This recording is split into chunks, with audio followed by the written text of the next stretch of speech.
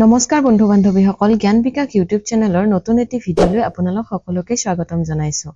যোৱা ভিডিঅ'ত আমি ডিমাছাসকলৰ বিষয়ে কিছু তথ্য আপোনালোকৰ মাজলৈ লৈ আনিছিলো আৰু আজি ডিমাছা জনগোষ্ঠীৰে তেওঁলোকে পালন কৰা উৎসৱ পাৰ্বণ সেই বিষয়ে নতুন এটি ভিডিঅ' আমি প্ৰস্তুত কৰি আপোনালোকৰ মাজলৈ লৈ আনিছো। যোৱা ভিডিঅ'টোত যেনেদৰে আপোনালোকে সঁহাৰি জনাইছে তাৰ বাবে বহুত ধন্যবাদ আপোনালোকক। আৰু তেনেহলে বেছি পলম নকৰি আজিৰ ভিডিঅ'টোতনো কি নতুন তথ্য আপোনালোকৰ মাজলৈ লৈ আনিছো সেই বিষয়ে আমি চাওঁ আহক। ইয়াতে প্ৰথমতেই চাব উৎসৱ পাৰ্বণ। আমাৰ ডিমাছা সকলে কেনে ধৰণৰ উৎসৱ পাৰ্বণ পালন কৰে সেই বিষয়ে আমি ইয়াতে চাম। আপোনালোকে সিলেবাসটোত নিশ্চয়কৈ জানে যে আমাৰ জনগোষ্ঠীবোৰৰ উৎসৱ পাৰ্বণ, সাজপাৰ, ৰীতি-নীতিৰ ওপৰত বহু প্ৰশ্ন আহে আৰু আপোনালোকে বহুতে কৈছে যে ভিডিঅ'বোৰ দীঘলীয়া কৰিব লাগে, কিন্তু দীঘলীয়া হলে কিছু অসুবিধাৰ সন্মুখীন হোৱা যায় আৰু ধৈৰ্যটো বহুতৰে হয়তো কম থাকে আৰু সেয়ে আমি কি পাৰ্ট কৰি যাতে আপোনালোকে গোটেইকেইটা ভিডিঅ'ৰ পৰাই নতুন তথ্যবোৰ পাই যাব পাৰে তেনেকৈ ভিডিঅ'বিলাক প্ৰস্তুত কৰি আহিছো। চাব এইটোত কি আনিছো যে উৎসৱ পাৰ্বণত আছে বিবাহ উৎসৱৰ লগত জড়িত এই জনগোষ্ঠীৰ তিনিটা শব্দ হৈছে চান্দিদাং চেংবা, এইটো হৈছে প্ৰথম শব্দ আমি পালো চান্দিদাং চেংবা, দ্বিতীয়টো হৈছে লাউঠাই লাংবা। এইটো চাব চান্দিদাং চেংবানো কি, যে বিয়াৰ প্ৰস্তাৱটো মান্তি হোৱাৰ প্ৰথাটোক ডিমাছা সকলে চান্দিদাং চেংবা বুলি কয়। তাৰপিছত লাউঠাই লাংবা কিহক কয়, যে লাও পানী ভৰাই কইনা ঘৰলৈ 3 বাৰ নিয়াৰ নিয়ম আছে, এইটোক লাউঠাই লাংবা বুলি কয়। আৰু কালটি বা কান্তি এইটো হৈছে বিয়া ঠিক হোৱাৰ পিছত দৰা ঘৰে কইনা ঘৰক পইচা দিব লাগে আৰু সেই প্ৰথাটোক কি বুলি কয়, কালটি বা কান্তি বুলি কয়। আৰু এইটো ডিমাছা সকলৰ লগত জড়িত শব্দ। গতিকে এই শব্দকেইটা মনত ৰাখিব, তাৰ অৰ্থকেইটা বুজি লব, মই লিখিয়ে দিছো ইয়াতে। তাৰপিছত চাব গেৰবা হৈছে ডিমাছা সকলৰ এটা অতি জনপ্ৰিয় উৎসৱ অনুষ্ঠান। এই নামটো আপোনালোকে পাইছেয়ে, প্ৰশ্ন আহিয়ে থাকে যে গেৰবা কোন জনগোষ্ঠীৰ লগত জড়িত, আৰু সেইটো হৈছে ডিমাছা সকলৰ লগত জড়িত। আৰু চাব তেওঁলোকৰ এটা কি জনপ্ৰিয় এইটো অনুষ্ঠান আৰু কেতিয়া পালন কৰা হয়, ফাগুনৰ শুক্লা তিথিত। কেতিয়াবা প্ৰশ্ন আহিব পাৰে, সেইটো মনত ৰাখিব। আৰু এই উৎসৱ বছৰটোত এবাৰকৈ পতা হয় আৰু এই গেৰবা শব্দৰ অৰ্থ হৈছে ভগৱানক ভোগ দিয়া। কেতিয়াবা উক্তি যুক্তিত দিব পাৰে যে গেৰবা উৎসৱ বছৰত এবাৰকৈ পতা হয়, তেনেকুৱা ধৰণৰ কিছুমান কথা থাকে। সেয়ে এইবিলাক কথা আপোনালোকে মন কৰি যাব। অকল যে উৎসৱটোৰ নামটো জানিলেই হ'ব সেইটো নহয়, কেতিয়া আৰু কিমান সময়ত পতা হয় সেইবিলাক চাব। আৰু অৰ্থটো কি আছিল, ভগৱানক ভোগ দিয়া বুজায়। আৰু তাৰপিছত আছে হাংচেও মনাওবা, আৰু এইবিধ হৈছে কৃষি ভিত্তিক এবিধ উৎসৱ। আৰু এই উৎসৱবিধ উত্তৰ কাছাৰৰ ডিমাছা সকলৰ লোকসকলে বিহুৰ সময়ত বিচু উৎসৱ হিচাপে পালন কৰে। এতিয়া চাব এইটোত আমি এটা নতুন তথ্য পালো যে হাংচেও মানাবা কোন জনগোষ্ঠীয়ে পালন কৰা উৎসৱ সেইটো পালো ডিমাছা, আৰু এইটো কি পালো এটা ডিমাছা সকলৰ কৃষি ভিত্তিক উৎসৱৰ নাম বুলিও দিব পাৰে। তেতিয়া আমি লিখিম হাংচেও মনাওবা। উৎসৱ বিলাকৰো বেলেগ আছে, কিছুমান কি উৎসৱ অনুষ্ঠান বেলেগৰ লগত জড়িত হৈ থাকে, কৃষি ভিত্তিক থাকে, তাৰ ভিতৰত হাংচেও মনাওবা উল্লেখযোগ্য বুলি কৈছে। আৰু এই উৎসৱবিধ কোনেনো পালন কৰে চাব, উত্তৰ কাছাৰৰ ডিমাছা অঞ্চলৰ লোকসকলে কেতিয়া পালন কৰে সেইটো মনত ৰাখিব, বিহুৰ সময়ত পালন কৰে আৰু কি হিচাপে, বিচু উৎসৱ হিচাপে পালন কৰে। তাৰপিছত আছে বিশেষভাৱে এই উৎসৱৰ সময়খিনিত তেওঁলোকে 2 দিনীয়া বা 7 দিনীয়াকৈ এই হাংচেও মনাওবা উৎসৱ পালন কৰে। কেতিয়া পালন কৰে, বিহুৰ সময়ত 2 দিনীয়া বা 7 দিনীয়াকৈ এই হাংচেও মনাওবা উৎসৱটো পালন কৰে। আৰু তেওঁলোকৰ ভাষাত মানৱা উৎসৱৰ অৰ্থ হৈছে ডেকা দল। আৰু এই সময়ত ডেকা গাভৰুৱে 7 দিন পাল পাতি ঢোল পেঁপা বজাই নাচ গান কৰে। আৰু এই বিহু যথেষ্ট খৰচী হোৱা বাবে ডিমাছা সকলে 5 বা 10 বছৰৰ মূৰে এখন গাঁৱত এই উৎসৱটি পালন কৰে। তাৰ মানে আমি ইয়াৰ পৰা কি বুজি পালো যে হাংচেও মনাওবা নামৰ তেওঁলোকৰ যিটো কৃষিভিত্তিক উৎসৱ আছিল, তেওঁলোকে সেইটো কি কৰে, ডেকা গাভৰুৱে 7 দিন পাল পাতি ঢোল পেঁপা বজাই নাচ গান কৰি উৎসৱটো পালন কৰে। আৰু এই উৎসৱটো কি আছিল, তাৰমানে কিছুমান উৎসৱত খৰচৰ পৰিমাণটো বেছি হয় আৰু তেনেধৰণৰ এই উৎসৱটো আছিল। গতিকে তেওঁলোকে কি কৰে, 5 বা 10 বছৰৰ মূৰে এখন গাঁৱতহে সকলোৱে মিলি এই উৎসৱটো পালন কৰে, মানে প্ৰতি বছৰে এই উৎসৱটো পালন কৰা নহয়। আমি এইখিনিৰ পৰা এইখিনি নতুন তথ্য পালো তাৰ পিছত চাব বুচু বা বুচুমা তেওঁলোকৰ এটা আটাইতকৈ জনপ্ৰিয় উৎসৱ বুচু বা বুচুমা তেওঁলোকৰ বুলি কতেটো গমে পাইছে ডিমাছা সকলৰ বুচু বা বুচুমা হৈছে তেওঁলোকৰ ভাষাত বিহু বা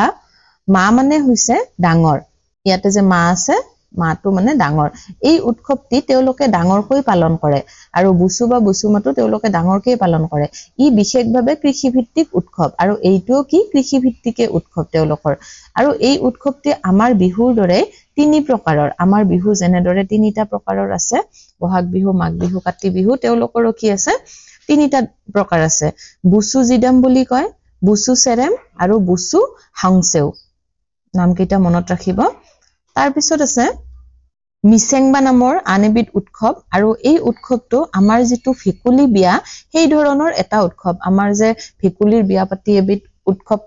বিয়া পাতি দিয়া এটা উৎসৱ পালন কৰে হেনে আৰু তেওঁলোকৰো কি আছে মিছেংবা নামৰ সেই উৎসৱটো ভেকুলী বিয়াৰ লগত জড়িত হেতু তথ্য মনত ৰাখিব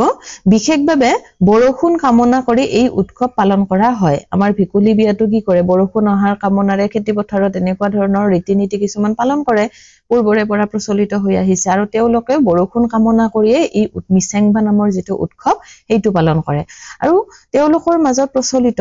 লাংলাই পূজা সেই পূজাৰো উদ্দেশ্য একেটাই লাংলাই পূজাৰ উদ্দেশ্য কি বৰষুণ কামনা কৰিয়ে সেই পূজাও পাতে তে বৰষুণ কামনা কৰি পতা আমি দুবিধ উৎসৱ পালো প্ৰথমটো হৈছে মিছেংবা আৰু উৎসৱ আৰু দ্বিতীয়টো হৈছে লাংলাই পূজা এই দুটা তথ্য মনত ৰাখিব তাৰ পিছত আছে ৰাজিনী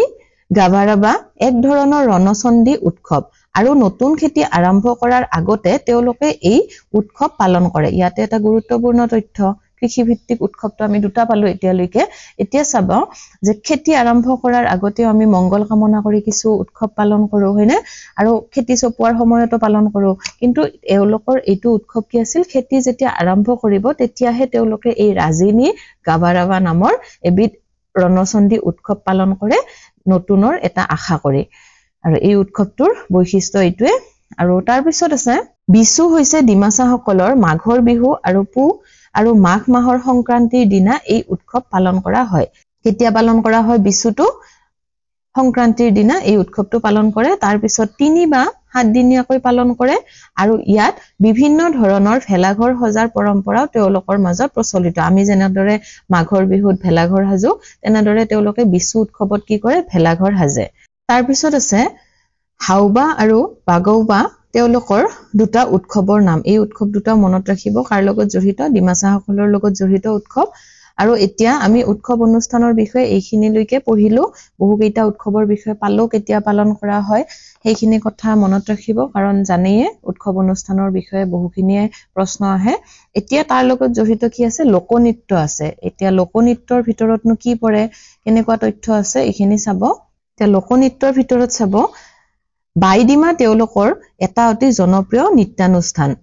বিচু অনুষ্ঠানৰ সময়ছোৱাত তেওঁলোকে এই বাইডিমা নৃত্য কৰে কেতিয়া পালন কৰে আমি যেতিয়া বিচুৰ উৎসৱৰ কথা পাইছিলো নহয় সেই উৎসৱটো পতাৰ সময়ত বাইডিমা নামৰ তেওঁলোকে এবিধ নৃত্য কৰে আৰু হেতু তেওঁলোকৰ ডিমাছা সকলৰ এবিধ জনপ্ৰিয় নৃত্যানুষ্ঠান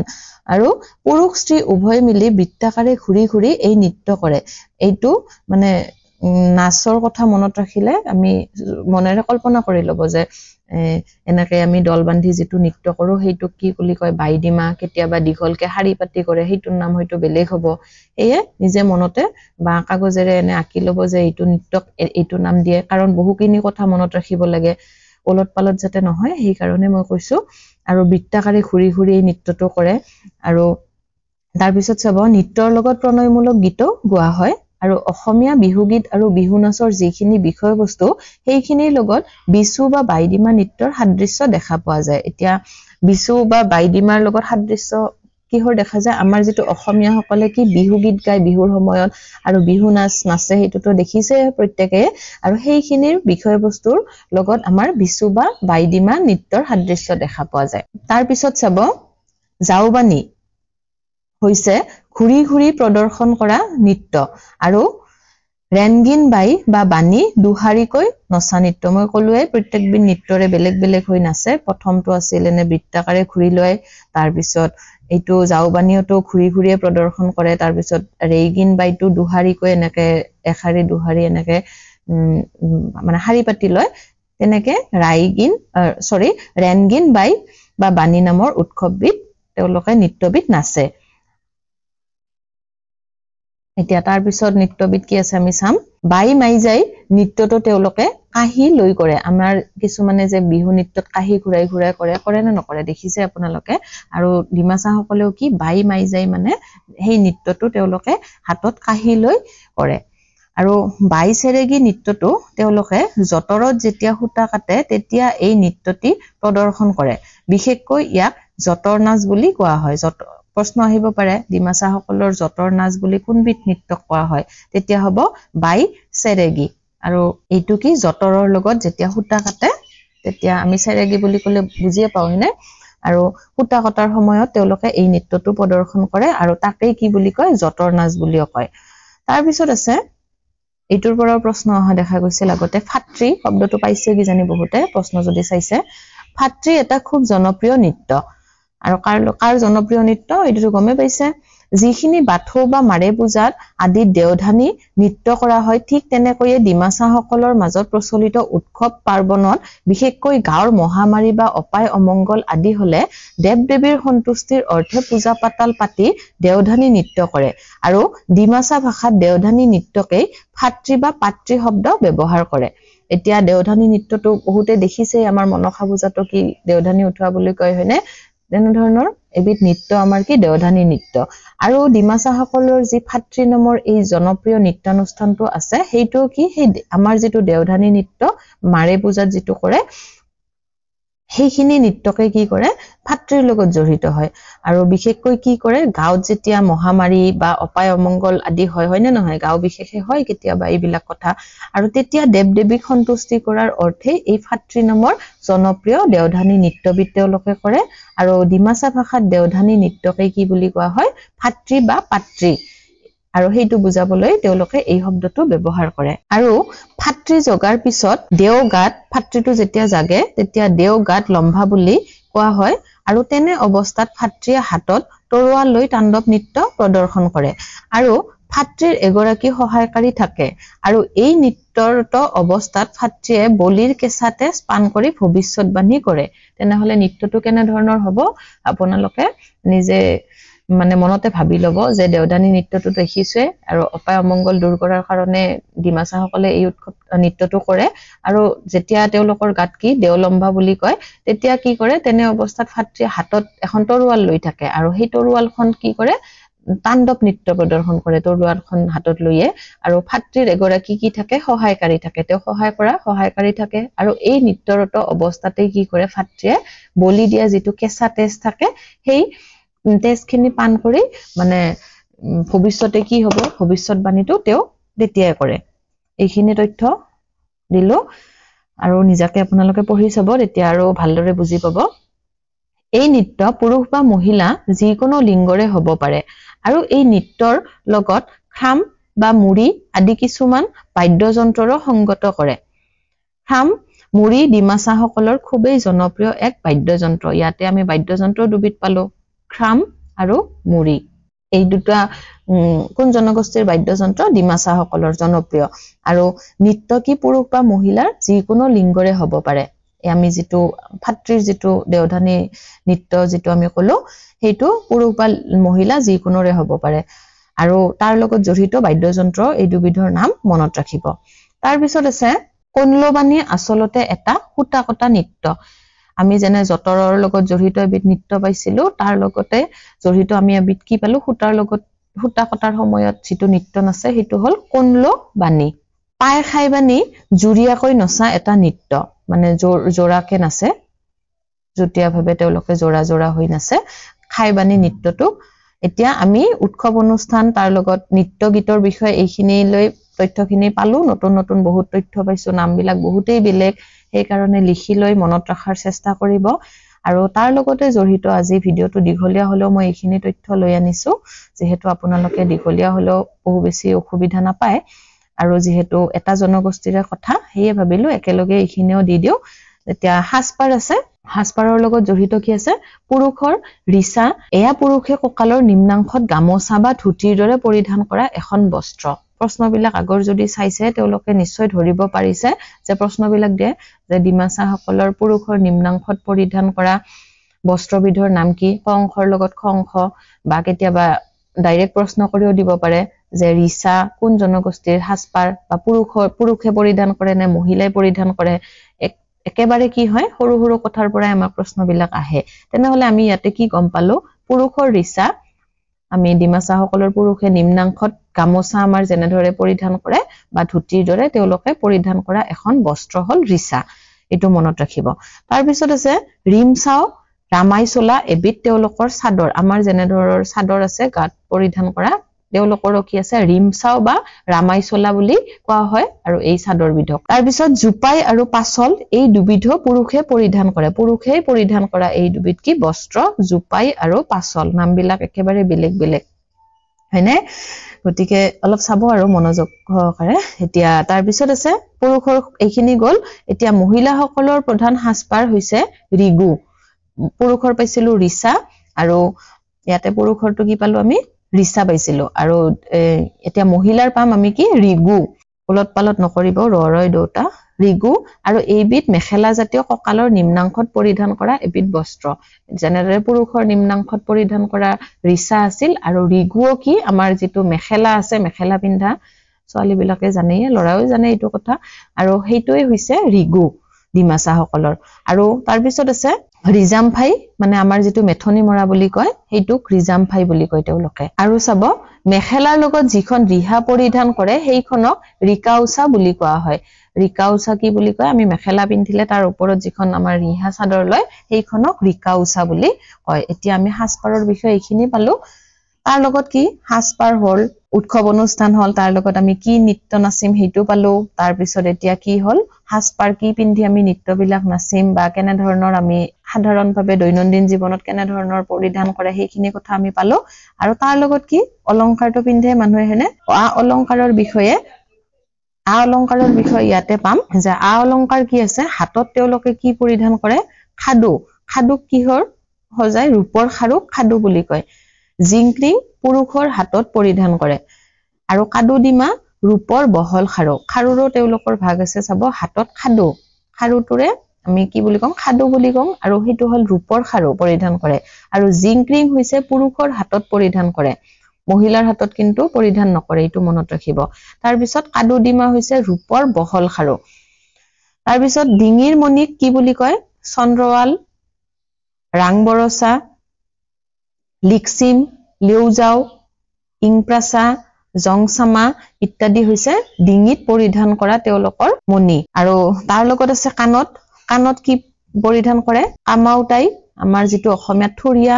থাকে হেইটোক তেওঁলোকে কামাউটাই বুলি কয় পুৰুষসকলে পৰিধান কৰে আৰু পুৰুষসকলে পৰিধান কৰে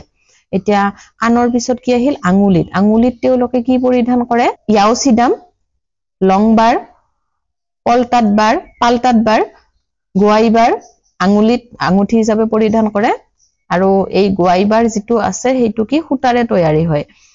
আৰু এতিয়া অলংকাৰৰ পিছত তেওঁলোকৰ কি আছে লোকগীত আছে লোকগীতৰ ভিতৰত কি আছে এতিয়া চাম এইবোৰ যিকোনো এটা সাংস্কৃতিক প্ৰগতিৰ বাবে বিশেষ ভূমিকা থকা এটা গীত আৰু লোকগীতৰ ভিতৰতে কি অন্তৰ্গত আছে ভক্তিমূলক আৰু উৎসৱ অনুষ্ঠানৰ লগত জড়িত গীত আৰু হেইটো হৈছে মিডো থাৰবানী শব্দবিলাক বেলেগ বেলেগ লিখি লব মিডো থাৰবানী হৈছে ভক্তিমূলক আৰু প্ৰেমমূলক বা ৰং ৰহস্যৰ গীত হৈছে নদ্ৰাং যে আমি পাইছিলো ডেকাচাঙৰ লগত জড়িত যোৱা ভিডিঅত আছিল তাতে গোৱা এবিধ কি প্ৰেমমূলক গীত নদ্ৰাং দুবনি বুলি কয় আৰু বুসু উৎসৱত গোৱা বুসুং জীবানী হেতু হৈছে কোনটো উৎসৱ আমি উৎসৱ অনুষ্ঠানত যে পাইছিলো বুসু উৎসৱ তাৰ লগত জড়িত হৈছে বুসুং জীবানী আৰু ডেকাসকলে পাহাৰত